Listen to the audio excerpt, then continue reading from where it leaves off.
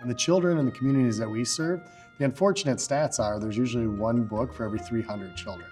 And so you can imagine how difficult it is for those children to gain access to that book and then really have time with that book. I thought about my childhood and my children's homes and their bookshelves and thought, well, we need to replicate that for all children if we want to give them a chance to read their way to a better life. And so Bernie's Book Bank was formed, and really we've kept that streamlined mission, and we're laser focused on one thing and one thing only, and that's increasing book ownership to those communities. We've distributed over 24 million books since our founding.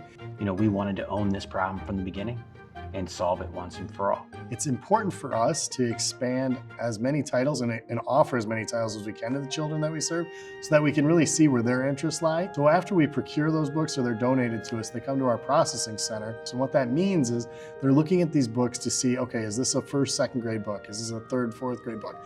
Is it gently used or has it been really well used and then we can't use it anymore?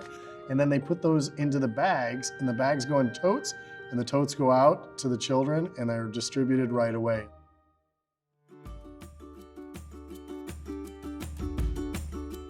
At Swift, we have very high population of low-income families, and the ability just to get books for most of our families isn't as easy as it should be. They see the green bag come in the building, and as they're passing by the classroom, they know what's going to happen, and so there's definitely an excitement in the air.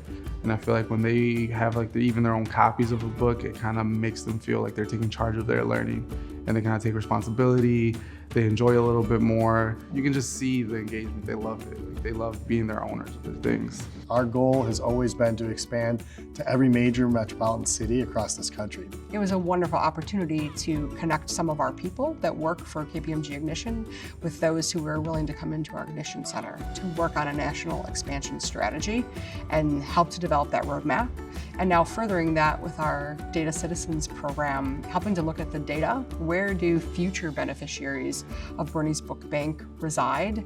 What needs the most help? What's the pathway to achieve the vision beyond the walls of Chicagoland, so to speak? And their data teams help us mine the information we need to ensure that when we go into different communities or if we're serving a community currently, that we're finding the exact areas where books are needed most.